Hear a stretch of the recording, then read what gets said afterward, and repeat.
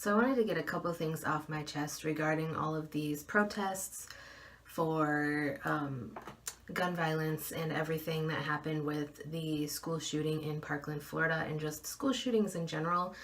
I saw a post on Facebook earlier this week, and it said, that people will go out and protest, which a lot of people have been doing. Even the local schools in the area, a few of them had protest days. They had time blocked out for the students to go outside and protest. And basically, this post was saying that, these people will go out and protest these things, but they won't stick up for the students while they see them being bullied. And I really think that that is an important thing to think about, because you're not being supportive of the kids who are being mistreated. You're not being supportive of the kids who are being ridiculed, being verbally abused, sometimes even physically abused by bullies every single day.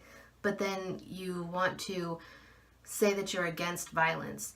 A lot of the times, these kids who are being bullied, not all the time, but a lot of the times, the kids who are being bullied are the ones who are more liable to show up to the school and enact, some type of violence against either whoever's bullying them or their friends, whatever the case may be. From just random people, because they get so fed up. And I'm speaking about this as a person who was severely bullied from middle school all through high school. It got better in high school, but I was still bullied because I was different. I didn't exactly fit in with anybody. Even though I played sports, I was in the band, I didn't really fit in anywhere. I was basically just a loner, and I didn't really belong. And so I was bullied for that. I'm also overweight, and I was then too. So I was bullied for that. It's just a mess. I can definitely understand someone being completely hopeless or being just completely frustrated with constantly being bullied, because I've been there. And not only is it, just frustration because you don't know how to fix it, you don't know how to make yourself better. Not that you really can, because there's nothing wrong with you. It's just like, kids are very cruel.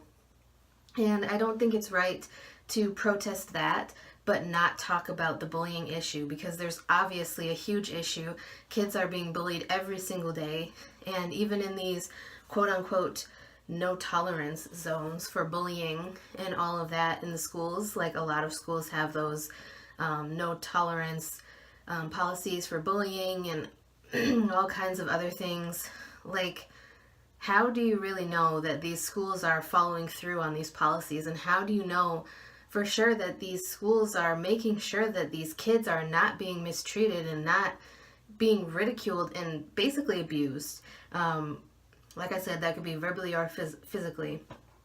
I just think that we really need to take a look at the way that our kids are being treated and the way that they're being educated, the places that they're being educated. Yes, it's good to protest. It's good to bring awareness to things that are not right whatsoever. But you also have to think about maybe some of the things that caused this person to react in that way. I don't know the specifics. I haven't really followed this incident enough to say for sure that this person was bullied or not. So I'm not gonna go there with this specific shooting in Florida. But I just feel like my heart breaks for everybody who is being bullied in schools, because like I said, I've been there, done that. Kids in 6th grade, when I would get off the school bus, every single window on the bus, kids would be flipping me off. And, they called me Boy George because my hair was short.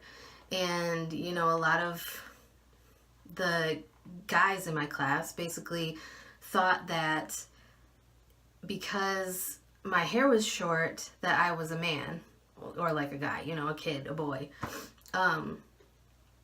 And so I've had people, grab my breasts and say, "Oh my gosh, I'm sorry, I thought you were a dude," and it's inappropriate and it's wrong regardless of how it happened.